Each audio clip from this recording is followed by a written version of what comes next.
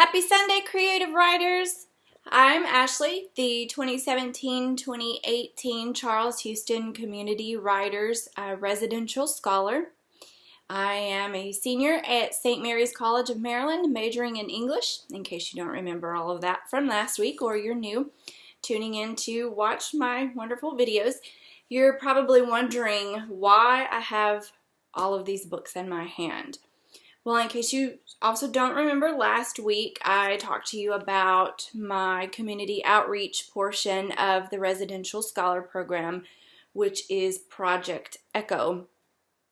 Project Echo is a 90-day residential temporary home for those who may need a temporary home placement. Basically, we go in there every Friday and work with the residents there in reading, writing, English literature, whatever they may need along those lines.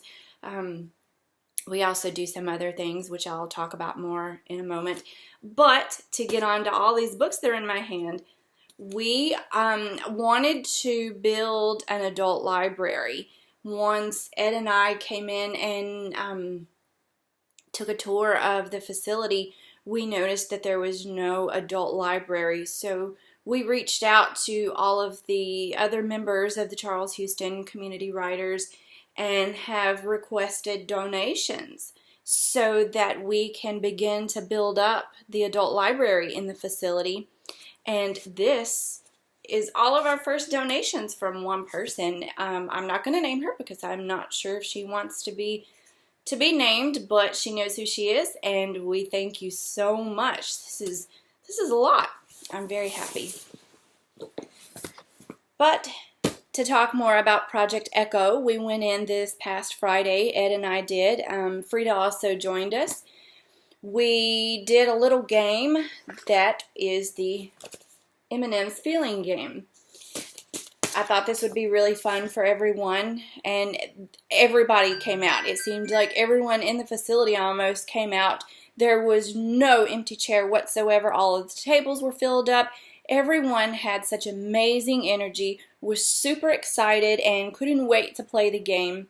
So, in the M&M's feeling game, I gave everyone one of these sheets of paper and a little fun-sized package of M&M's, and the object of the game, even though almost every single one of us, including myself, played it wrong, you were supposed to take, as the paper says, for example, with the red M&M, for every red M&M, say one thing that makes you happy, and so on and so forth. But we all played it wrong. But we only listed one thing for each. But the object of the game was done.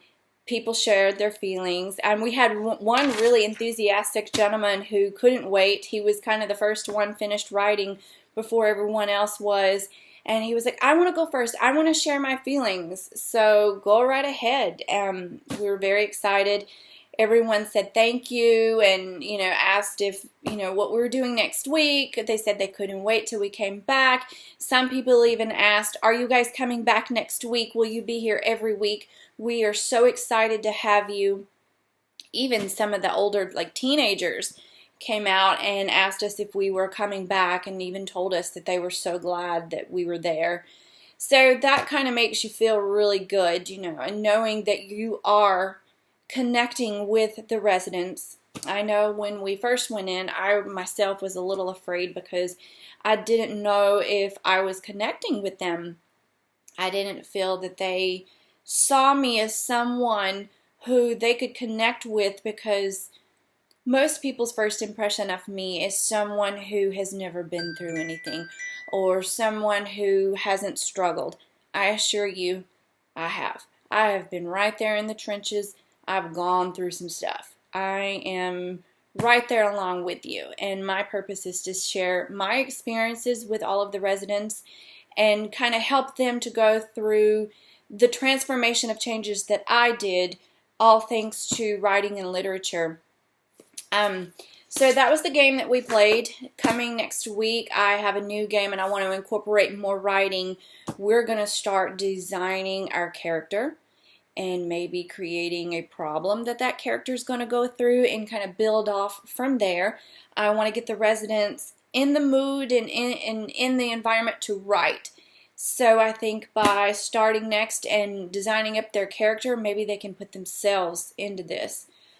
But not sticking with the writing, one thing that Ed and I noticed in the center while we were there, and it kind of broke both of us' heart, the center kind of thrives off of donated meals from the community. Places like churches in the community will come in and donate meals to the residents.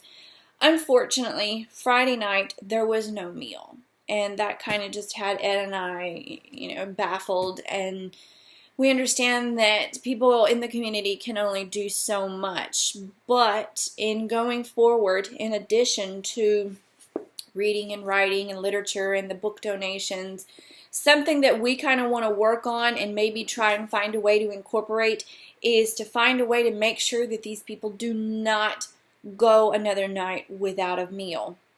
But more as time goes, the more that we get to know the center, the more we get to know the people and the needs of it, the more we will reach out and ask for help, because the people in this center, they're all amazing. The children there, everyone there has such high energy. It's amazing. And I can't wait to personify that and build it and make them feel even better. But anyways, time's running out. I don't want to keep you long, so that is a short reflection of what happened this week. All right, I'll see you next week. Have a great week, everyone. Bye.